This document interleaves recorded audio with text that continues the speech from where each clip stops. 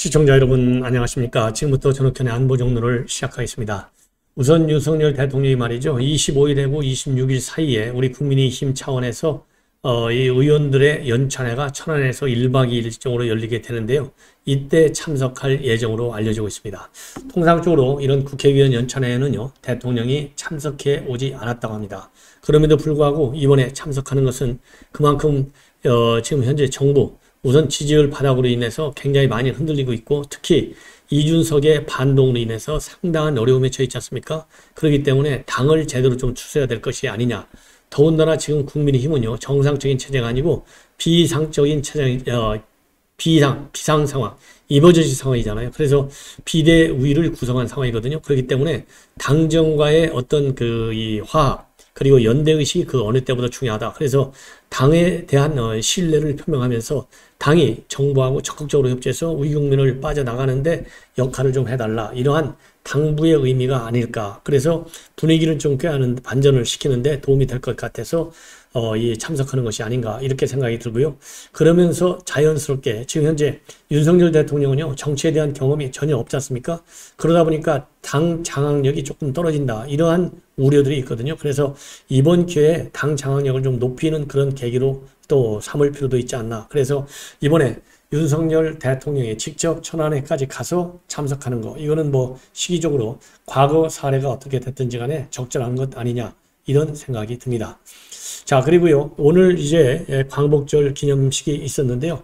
김건희 여사가 오래간만에 18일 만에 처음으로, 그러니까 지난번 28일 날이요, 울산에서 8,200톤급 차세대 이지삼 전 진수식이 있었잖아요. 그때 참석한 이후에 처음으로 다시 공개 행사에 공식 참여를 했습니다. 그래서 오늘은요, 흰색 투피스 정장에 정장 차림에 태극문양 행커치프를 가슴에 달았어요.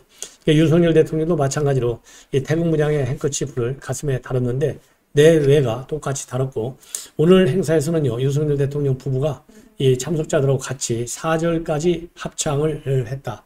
이런 지금 보도가 나오고 있습니다. 자, 그래서 오늘은 특히 이제 광복절 행사이기 때문에 4절까지 합창하는 것이 굉장히 의미를 갖지 않나. 이렇게 생각이 들고요. 참고적으로 제가 이 광복절 메시지는 여러분께 자세히 오늘 첫 방송에서 말씀을 드렸는데요. 자, 몇 개 키워드가 있어요. 이거는 제가 추가적으로 말씀을 드리겠습니다. 무려 자유를 33회나 언급했고 독립 18번, 국민이 15번, 그리고 세계, The World라고 하는 세계가 12번, 평화가 9번, 경제가 9번, 그리고 민주주의가 6번, 미래 6번, 혁신과 혁신도 6번, 세계 시민도 5번을 언급했습니다. 자, 그래서 이 보수 진영의 중요한 가치 중에 하나가 자유가 아니겠습니까? 그래서 자유를 강조했다라고 하는 말은 결국 우리 보수 대동 단결을 촉구하는 그런 메시지가 아닌가 이렇게 생각이 되는 그런 대목이라고 보여집니다. 자, 이번에는 말이죠. 지금 이준석이가 완전히 지금 난동을 일으켜가지고 난리가 났어요. 우리 국민이 지금 이러다 보니까 비대위 체제 출범이 내일부터 16일 날 된다 그랬는데요. 아직 인선을 발표하지 않고 있고 상임 전국위도 지금 이 서병수 위원장 얘기를 보면 상임 전국위와 전국위원회 열 수 있는 여건은 다 지금 갖춰놨다. 준비는 되어 있는데 아직 명단이 오지 않아서 지금 회의를 소집하지 못하고 있다. 이렇게 입장을 밝혔는데요. 그만큼 비대위 인선에 난항을 겪고 있다라는 보도가 나오고 있고요. 또 이 주요 당직 인선에서도 어려움을 겪고 있다라는 보도가 나와 있어요. 근데 명단은 대충 됐다라고 지금 보도가 나와 있기 때문에 혹시라도 오늘 밤 늦게나 아니면 내일 오전 일찍 리스트가 나올 가능성이 있는데 나오게 되면 여러분들께 신속하게 분석해 드리도록 하겠고요. 먼저 박지원 원장이 오늘 이제 KBS 최경영의 최강시사에 출연해가지고 지금 당 내홍과 관련된 그리고 이준석의 앞으로의 향후 행보와 관련해서 몇 가지 전망을 했어요.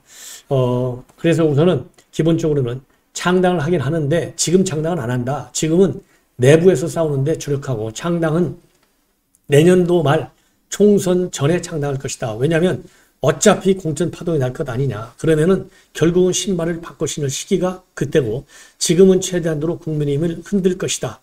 그래서 자기는 대포만 쏘고 미사일 쏘지 말라 했는데 이미 미사일 쏘았는데 앞으로도 미사일을 몇 방이나 더 쏠지 아무도 모른다. 이렇게 입장을 내놨습니다. 자, 그리고요, 지금 이제 인사혁신은 홍보수석 하나만 바꾸는 걸로 지금 거의 이제 기정사실처럼 지금 보도가 나오고 있어요. 저도 그렇게 이제 보도의 방향이 흘러간다 이렇게 말씀을 드렸는데 박지원 원장도 그렇게 보고 있어요. 그러면서 지금 현재 국민의힘 내부 이 혼란상, 그리고 대통령과 그다음에 정부에 대한 대통령에 대한 지지율이 이렇게 낮고 정당 지지율도 지금 민주당하고 완전히 역전됐지 않습니까?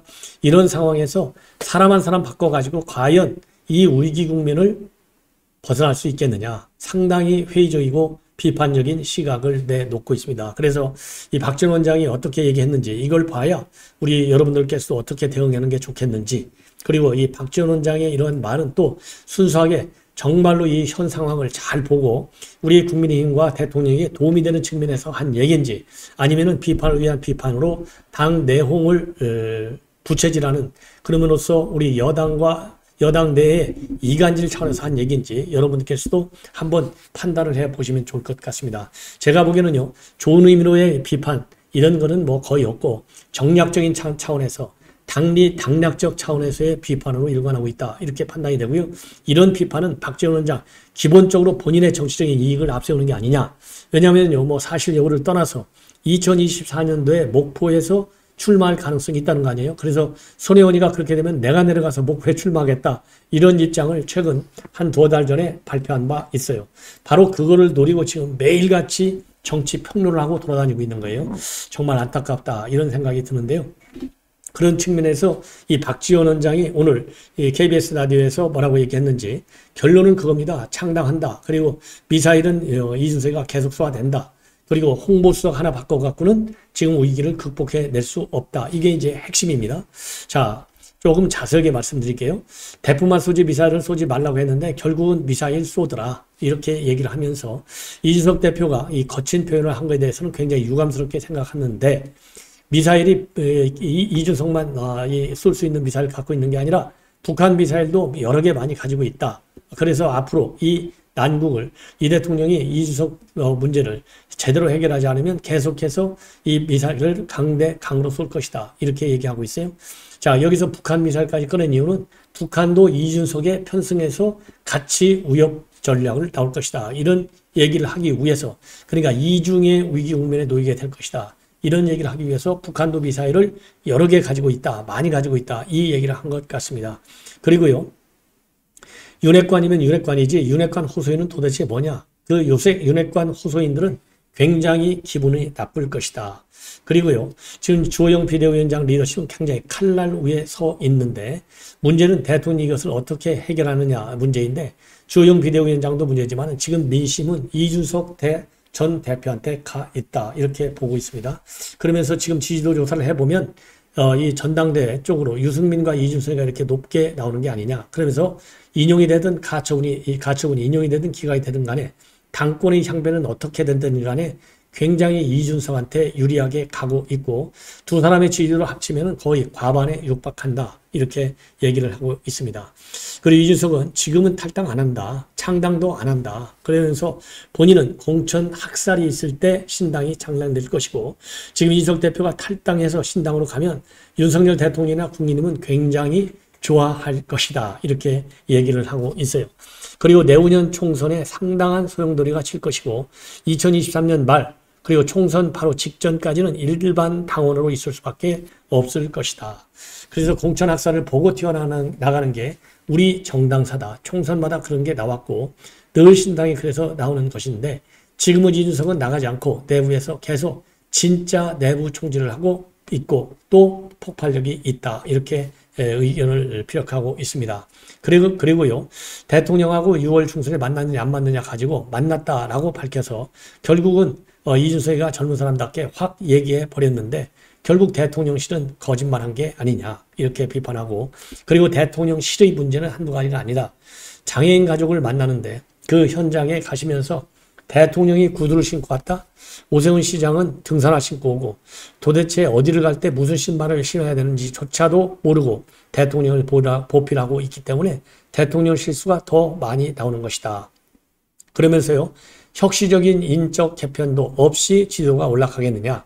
국민의 화가 나 있는데 겨우 한다는 게 김은혜 전 대변인 보충해서 화력 보관한다? 지금 화력이 약해서 진료가 떨어진 거냐? 이렇게 대통령실을 직격하고 나섰습니다. 자, 이번에는요, 조금 전에 이제 김은혜 지금 전 의원을 이 홍보수석으로 앉힌다. 이런 보도가 지금 며칠 전부터 쭉 나오고 있어요. 그러다 보니까 이 보수 언론 단체인 공영언론미래비전 100년위원회, 여기에서 긴급 성명을 발표해서 김은혜 의원이 지난번 경기도지사 선거 때 민노총과 협약을 맺은 것을 이유로 해가지고요, 이런 사람을 어떻게 홍보수석에 앉히겠다는 것이냐, 절대 반대한다라는 성명문을 긴급히 내놓은 바 있어요. 저도 여러분께 간략하게 소개해 드린 바 있는데, 저도 그 당시 이 성명을 발표하면서 이 윤석열 대통령과의 어떤 호흡관계, 그리고 윤석열 정부 찬생을 위해서 인수위 때부터 얼마나 노고가 많았느냐 등등 몇 가지 이유로 이 공영언론 미래비전 100년위원회 이 홍보수석 이 김은혜 의원 기용하는 문제 반대하는 것에 대해서는 저도 비판적으로 입장을 낸 바 있습니다. 그런데 지금 뭐 흔히 쉽게 얘기해서 7과학번 동기 40년 지기 딱 앞에 수식어가 딱 붙어요. 그런 이러한 석동현 변호사, 이제는 뭐 수식어 안 붙여도 여러분들 뭐 아시는 분들은 다 아실 거예요. 이번에도 대외협력 특보를 했죠. 선대위에서. 이 석동현 변호사가 긴급하게 입장문을 내놨어요. 도대체 이해할 수 없다. 한마디로 이 반론 입장을 내놨습니다. 도대체 어떤 세상을 만들자고 지금 이렇게 하는 것이냐. 그러면서 이미 현 정부는 석 달밖에 되지 않는데 좌파들이 파상 공격을 하는 바람에 벌집이 된 것 아니냐. 그래서 이번 이 공영 이 보수 언론 단체의 비판문에 대해서 바로 이 비판을 하고 있습니다. 자, 그러면은 이 비판하는 내용을 갖다가 여러분께 말씀을 드리면요, 공영언론 미래비전 100년위원회 성명, 이런 제목하에 비판을 하고 있어요. 그래서 본인 석동현 변호사 본인도 이해하지 못하는 바는 아니지만은 대부분들이 다 우파 논객이고 전문가들이라는 점에서 현 시국을 바라보는 시각과 논주에는 전혀 동의하기가 어렵다. 도대체 이런 세상을 만들자고, 이런 세상이라면 이런 세상을 만들자고, 이 얘기는 이런 세상 만들자고 지금 김은혜 만들자고 한 거냐. 그러면서 김은혜를 갖다 앉히는 것도 이해할 수 없다. 이렇게 비판했거든요. 그러면서 이런 세상을 만들자고는 소환하고 있어요. 이런 세상이라면 도대체 어떤 세상이냐. 그러면 지금이 속편하고 한가한 세상이냐. 이렇게 따져 묻고 있습니다. 그러면서요, 현 정부에서 김은혜 의원을 홍보 파트에 기용하려고 하는 것이 정권 초반의 기세에 취하여 굳이 적임자도 아닌 사람을 아무데나 갖다 앉히려 드는 것이냐, 그런 한가한 판단으로 보이시냐, 이렇게 반문을 하고 있습니다. 결코 그렇지 않다. 대통령실의 정보와 홍보 능력 보강을 위한 인적 쇄신을 필두로 무슨 수단을 강구해야 하는 비상한 상황 아니냐, 이렇게 입장을 내놓고, 그 일환으로 그간의 언론 상대 능력을 우리가 지켜봐온 김은혜 저 의원을 홍보수석이든 대변인이든 기용할 수 있는 마당에, 기용할 수도 있는 마당에 그것을 가로막겠다고, 심지어 이런 세상 만들자고 라고까지 표방하는 거냐, 이렇게 날을 세우고 있습니다.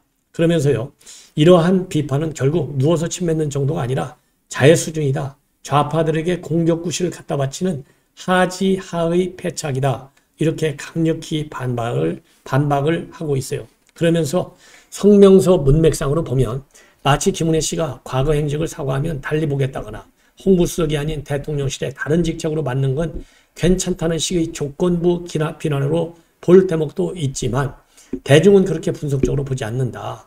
비서실 인사 조치로 국면을 돌파하겠다는 대통령을 내부에서 흔드는 꼴이 될 수 있다는 점에서 성명 철회 또는 수정을 간곡히 요청한다. 이렇게 목소리를 높이고 있습니다. 자, 그런데요, 이 미래비전 지난번에, 그러니까 이 민노총 언론노조하고 정책협약식을 맺은 것을 이유로 해서 이게 정책협약식 민노총하고 맺었다. 이거는 갖다가 경기도판 TBS를 하나 더 만들어주겠다는 것이 아니냐. 그러면서 맹비난을 퍼부은 바 있습니다. 자, 이번에는요, 결국은 김혜경이가 꼼수를 쓰네요. 역시 남편이 누굽니까? 이재명이가 누굽니까? 변호사잖아요. 지난번에 최강욱이도 이런 꼼수를 썼잖아요. 최강욱이가 누굽니까? 변호사잖아요. 최강욱이는 뭐였죠? 1, 2심 재판부 판결 기록을 접수를 안 해요. 폐문부재. 이거를 판결문을 전부 다 접수를 해놔야, 그래야만이 재판부도 구성이 되고 진도를 나갈 수 있는데, 아예 판결문 자체도 접수하지 않는 최강욱. 그 뻔뻔스러움이 정말 인내의 한계를 우리가 넘어야 되는 이런 상황까지 지금 갔잖아요. 그런데 이 똑같은 변호사들이 하는 일이 바로 이런 것 같아요. 그러니까 변호사들이 법을 너무 잘 알잖아요. 이거는 법치주의 발전하는데 자기 지식을 써먹어야 되는데 법치주의 발전이 아니라 어떻게 하면 법치의 실현을 막느냐. 그래서 내 법적 이익을 그것도 잘못된 이익, 불공정한 이익, 불법적 이익을 지켜나가느냐. 여기에 올인하고 있는 것 같고 바로 김혜경과 이재명이가 그런 부류에 속한다. 이렇게 판단이 됩니다. 뭐냐? 바로 이거예요. 지금 이제 변호사를 선임해야 되잖아요. 그런데 아직까지도 변호사 선임을 안 하고 있다고 합니다. 변호사 선임 돈이 없어서 하겠어요? 아니면 죄가 없으니까 당당해서 안 하겠어요? 공소시효가 9월 9일이라는 거예요. 공소시효가 9월 9일이기 때문에 9월 9일만 지나면 공소시효가 지나면 검찰의 기소권이 없어져 버려요. 그러니까 아무리 한동훈 이 장관이 이 선거범도 부패범죄의 일환으로 봐가지고 검찰에서 계속 수사를 해봐야 수사를 진행할 수 없어. 그래서 변호사 선임을 미루고 있는 거예요. 미루고 있는 거예요. 이게 뭐 정답 아니겠습니까? 그런데 그럼에도 불구하고요. 이거 지연 전략이 아니다라고 하는 거예요. 지연 전략. 지금도 변호사 찾고 있다는 거예요. 현재도 변호사를 선임 중이고 출석 일정도 논의 중이라는 거예요. 이미 지난주에 제가 경찰에서 말이죠. 이 김혜경한테 소환 통보를 했어요. 소환 통보를 하는 거는 통상 소환일 기준 3, 4일 전에 소환을 통보하고 늦어도 일주일 안에는 소환이 이루어지는 것이 통상적인 관례라고 합니다. 그런데 벌써 일주일이 넘었잖아요. 그런데도 불구하고 변호사 선임을 안 하고 있어요. 자, 우리가 사건이 터지면 말이죠. 민감한 사건일수록 변호사 얼마나 중요합니까? 그러면 일찍부터 변호사를 고르잖아요. 지난 연말에 국민의힘에서 한번 고발을 했고 지난 2월 달에 또 추가적인 고발을 했어요. 2번 고발하는 거예요. 왜냐하면 두 번째 고발할 때는 거짓말하니까 허위사실 유포로 공직선거법 위반으로 고발했어요. 그러면 작년 연말에 고발하고 나니까 그때 벌써 상식적으로 보면 변호사 선임을 고민해야 될 거 아니에요. 2월 달에 또 고발하니까 또 뭡니까? 변호사를 고민했어야 될 거 아니에요. 더군다나 최근에 이 법화 의혹과 관련해서 경기도에서 감찰했잖아요. 그리고 경찰에서 두세 번씩 또 압수수색을 했지 않습니까? 이 정도가 되면 아니 저같이 법을 보는 사람도 야 이거 김혜경이 이제 소환 임박하는구나. 더군다나 피의자로 적시되어 있는 상황이에요. 김혜경과 배씨 그리고 이재명이는 이 사건과 관련해서는요. 피의자로 되어 있어요. 그러면 이미 정상적으로 힘이 없는 그리고 돈이 없는 사람들 그리고 힘이 없는 일반 서민들은 벌써 아무리 어렵더라도 맨 먼저 변호사를 선임했을 것 아니겠습니까? 그럼에도 불구하고 이 김혜경이는요. 뒷배가 있는 거죠. 뒷배. 우선적으로는 9월 9일 공소시효를 넘기고 다음으로는 8월 28일 당 대표 선거를 넘기는 거예요. 왜냐? 대표 선거에 나가기 전에 소반이 되면 진도가 정상적으로 나가면 바로 구속돼 버리잖아요. 구속되면 그러지 않아도 이거 이재명이 이런 것 때문에 방탄 당원 80조를 바꾸려겠구나. 비판의 여론들이 훨씬 더 커지잖아요. 그리고 여기에 낼 카메라는 어차피 지금 공보준칙 요즘은 바뀌어서 그나마 좀 보도가 되지만은 카메라 기자들이 얼마나 집 앞에부터 진을 치겠어요. 꼭 경찰에서만 진 치는 게 아니잖아요. 그래서 모든 여론이 거기에 집중돼. 그러면은 더군다나 지금 이제 민주당 어차피 이제 확대명으로 가는데 아무리 확대명이 간다 하더라도 도움될 게 하나도 없잖아요. 그러니까 선거 전략적인 측면, 대표 선거라고 하는 점. 그 다음에는 공소시효를 늦춰갖고 법망을 피하겠다고 하는 이런 이유로다가 변호사 선임을 미루고 있고 아니 변호사 지정하는데 도대체 몇 달씩 걸린다는 거예요. 그래서 이 언론 보도를 보면 말이죠. 이재명이가 신뢰할 수 있는 변호사들 그동안에 해경군 김씨 의혹 했을 때 변호했던 이태영이나 나승철 이런 사람들은 이 전부 변호사비 대납 의혹과 관련해서 수사 선상에 올라와서 또 못 간다는 거예요. 아니 그러면 대한민국 변호사가 말이죠. 수천 명 돼요. 수만 명 되는데 그중에 개인적으로 꼭 신뢰하는 사람만 변호인을 쓸 수가 있나요? 당에서 추천받을 수 있고 아니 성남시장하고 경기도지사하고 대선 후보까지 있는데 주변에 변호인들이 한두 명이겠습니까? 아마도 무료 변론을 하다는 변호인들도 엄청 많을 거예요. 이런 거짓말을 하고 있는 이재명. 하기야 우리가 이재명이 거짓말 한두 번 속은 게 아니니까 다 국민 여러분들도 분노하시겠죠. 이거 변호사 선임 없이 국선 변호인을 대하죠. 그러면 경찰에서는요. 지금 갑자기 생각이 났어요. 국선 변호인을 강제로 선임시켜 주십시오. 강제가 아니죠. 국선 변호인을 붙이는 것은 법에 나와 있는 규정 아니겠습니까? 그래서 국선 변호인을 지금 이 법과 의혹과 관련해서 김혜경 변호인을 붙여라. 지금 말이죠. 지금 경찰에서도 그렇고 검찰도 그렇고요. 굉장히 시간이 없다는 거예요. 왜냐하면 지금쯤이면은 빨리 이게 기소 조치를 끝내야 된다는 겁니다. 그래야 제대로 재판이 넘어가지. 안 그러면은 어렵다는 거예요. 이거를 노리는 겁니다. 자, 이거 용납할 수 있습니까? 압도적인 비판 여론을 내세우고 경찰 수사에 힘을 좀 실어줘야 될 것 같습니다. 시청자 여러분, 이것으로 본 방송을 마치겠습니다. 자, 이제는 저녁 식사 후에 여러분들을 찾아뵙도록 하겠습니다. 대단히 고맙습니다.